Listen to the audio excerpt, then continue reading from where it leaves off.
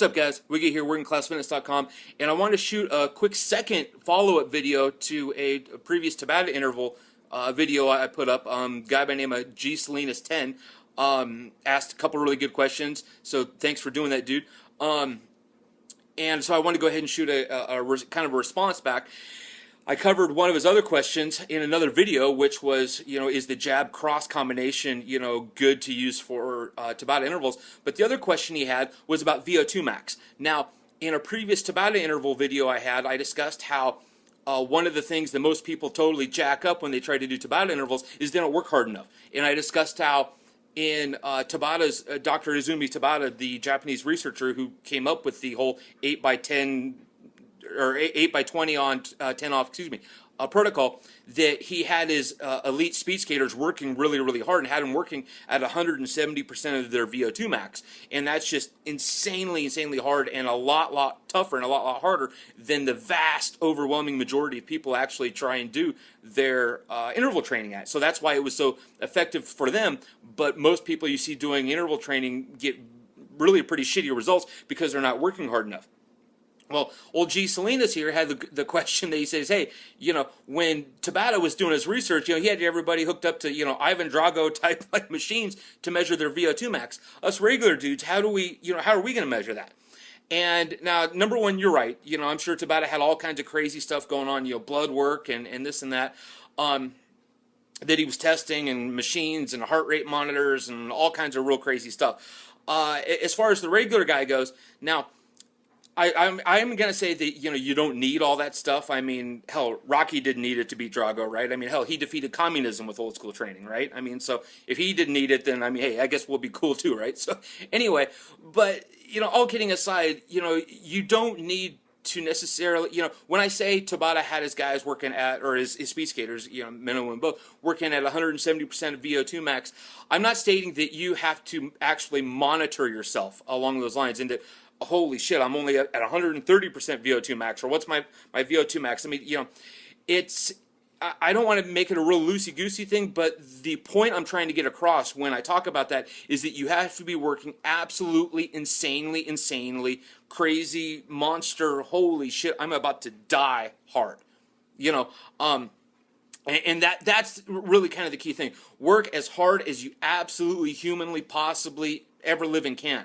A lot of people literally won't have the physical capacity or the mental capacity to even work at 170% of VO2 max. That is so damn hard. Most people are just going to quit before that. And a lot of people simply don't have the physical capability. I mean, it kind of goes back to something my old man taught me when I was a kid about getting in shape to get in shape, in that, sometimes you can only go out and do the real hard training, or you can only do the real beneficial stuff that really gets results if you have a certain level of training in the first place. Like, if you look at something like, let's say, 400-meter intervals, okay, those are just going to knock the shit out of about 99% of the people that try them. I mean, they're hard. That's just all there is to it. If you're not in shape, if you don't have a certain level of work capacity and a certain level of conditioning, and you went out and tried to do 400-meter intervals, you wouldn't even be in shape enough for those to even work for you. You see what I mean? It's not that the 400-meter intervals aren't good or they can't produce results. It's the fact that you're not in shape enough to do them effectively. And that's kind of where we're getting at here. A lot of people aren't even in shape enough to work that hard, so mentally or physically. So that's kind of what you have to keep in mind. It's not that the 170% of VO2 max thing isn't there as a benchmark, in that, hey, this is what you need to be doing if you're going to do Tabata intervals or whatever, or you've got a way to need to have a way to measure it or anything else along those lines. It's more of just kind of a general concept that I want you guys to grasp and to have, and to say, holy shit, I've got to be working my ass off here if I'm going to be doing intervals, or if I'm going to be doing especially very short intervals like Tabatas or something else like that. If you're not absolutely certain that you can do it and you can't work that hard, or you're not sure that you will work that hard or that you are working hard enough, if there's any doubt in your mind, back off the intensity a little bit, increase the duration, increase the number of intervals you're doing, and do something that's more of a tempo interval type thing instead of the real short, Tabata type interval. That's kind of the point I was getting at. Not as much that you have to measure yourself and say, oh, well, what percent of VO2 max am I? Because again, as old G Salinas pointed out, how are you going to measure that? You know, most of us regular guys don't have access to be able to do something like that. So don't worry about it. Just know that you've got to be going out and working at this insane, crazy, kick-ass level if you're going to do that. And if there's any doubt as to whether or not that you are working at that level or you have the capability to work at that level, back off a little bit and add a little bit of volume in a tempo interval type format and go that way with it.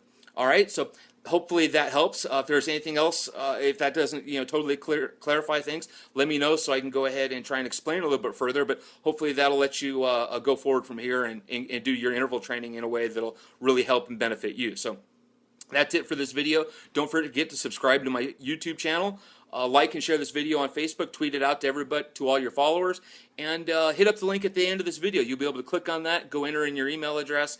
I'll let you know when all the new YouTube videos come out. I'll send you tips and advice on how to build muscle and get strong and get into fighting shape, really improve your conditioning, and I'll even throw you a free sample of Working Class Fitness Killer MMA workouts. Sound good? All right, we'll see you in the next video. Until then, train hard, rest hard, play hard.